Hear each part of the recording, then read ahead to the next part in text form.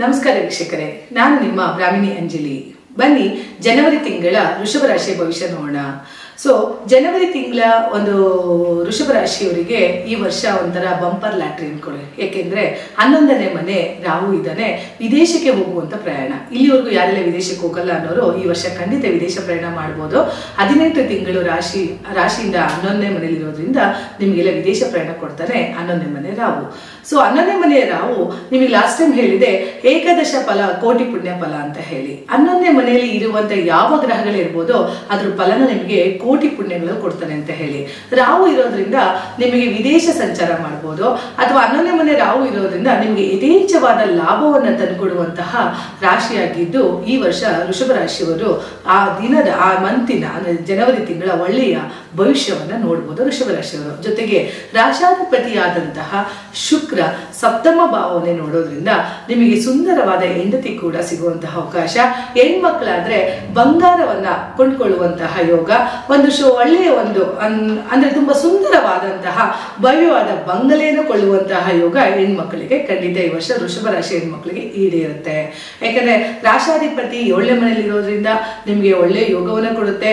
ವ್ಯವಹಾರದಲ್ಲಿ ಏನಾದ್ರೂ ನಿಮಗೆ ಬಿಸ್ನೆಸ್ ಅಲ್ಲಿ ಯಾವ್ದಾದ್ರು ಪ್ರಾಫಿಟ್ ಅಮೌಂಟ್ ಬರಬೇಕು ಅಂತಂದ್ರೆ ವೃಷಭ ರಾಶಿಯವರಿಗೆ ಒಳ್ಳೆ ಒಂದು ಮಾಸ ಅಂತ ಅನ್ಕೊಳ್ಳಿ. ಈ ಜನವರಿ ತಿಂಗಳು ಹಣಕಾಸಿನ ವಿಚಾರದಲ್ಲಾಗಿರ್ಬೋದು, ಅಥವಾ ವ್ಯವಹಾರದ ವಿಚಾರದಲ್ಲಾಗಿರ್ಬೋದು, ಮದುವೆ ವಿಚಾರದಲ್ಲಾಗ್ಬೋದು, ಪ್ರತಿಯೊಂದಕ್ಕೂ ಕೂಡ ಈ ಜನವರಿ ತಿಂಗಳ ವೃಷಭ ರಾಶಿಯ ಭವಿಷ್ಯ ತುಂಬಾ ಚೆನ್ನಾಗಿದೆ. ಜೊತೆಗೆ 11ನೇ ಮನೆ ರಾಹು, 10ನೇ ಮನೆ ಶನಿ ಒಳ್ಳೆ ಫಲವನ್ನ ಕೊಡುತ್ತೆ. ನಿಮಗೆ ಉದ್ಯೋಗಾಧಿಪತಿಯಾದಂತಹ ಶನಿ ನಿಮಗೆ ಸ್ವಕ್ಷೇತ್ರದಲ್ಲಿ ಕುಂಭರಾಶಿಯಲ್ಲಿ ಇರೋದ್ರಿಂದ ಸ್ವಲ್ಪ ಕೆಲಸ ಕಾರ್ಯಗಳಲ್ಲಿ ಆಮೆಗತಿ ಅಂದ್ರೆ ಸ್ವಲ್ಪ ನಿಧಾನಕ್ಕೆ ನಿಮಗೆ ಆಗುವಂತಹ ಒಂದು ಅವಕಾಶಗಳನ್ನ, ಯಾರು ಪ್ರಮೋಷನ್ ಬಯಸ್ತಾ ಇದ್ದೀರಿ ಅನ್ನೋದಾದ್ರೆ ಸ್ವಲ್ಪ ನಿಧಾನಕ್ಕಾಗತ್ತೆ.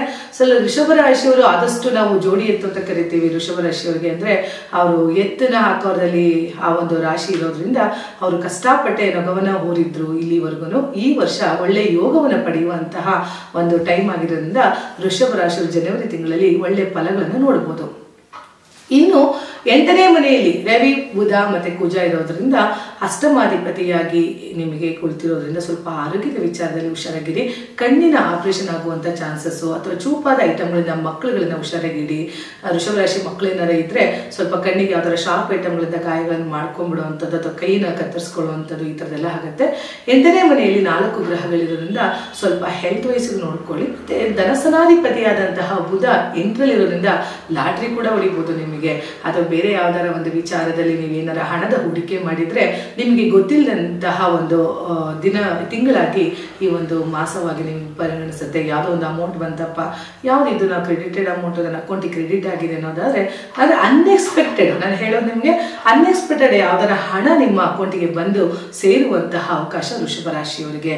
ಯಾಕೆಂದ್ರೆ 8ನೇ ಮನೆ ನಿಗೂಢ ಅಂತ ಹೇಳ್ತೀವಿ. ಆ ನಿಗೂಢತೆ ಒಳಗಡೆ ಸೀಕ್ರೆಟ್ಸ್ ಆಫ್ ದಿ ಮನಿ ಬರೋದ್ರಿಂದ ಧನಸಾಧಿಪತಿ ನಿಮಗೆ 8ರಲ್ಲಿ ಇರೋದ್ರಿಂದ ಒಳ್ಳೆಯ ಒಂದು ಅವಕಾಶ ವೃಷಭ ರಾಶಿಯವರಿಗೆ. ಹೆಲ್ತ್ ವೈಸ್ ನೋಡ್ಕೊಳ್ಳಿ, ಖಂಡಿತ ಒಳ್ಳೆಯದಾಗತ್ತೆ. ಈ ಒಂದು ಮಾಸ ಭವಿಷ್ಯ ನಿಮಗೆ ಜನವರಿ ತಿಂಗಳು ತುಂಬಾ ಚೆನ್ನಾಗಿದೆ. ಒಳ್ಳೆಯದಾಗಲಿ.